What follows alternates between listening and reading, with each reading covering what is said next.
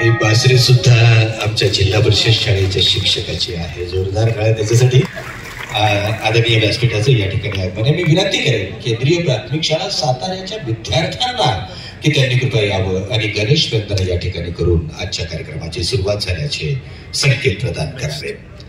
केंद्रीय प्राथमिक शाळा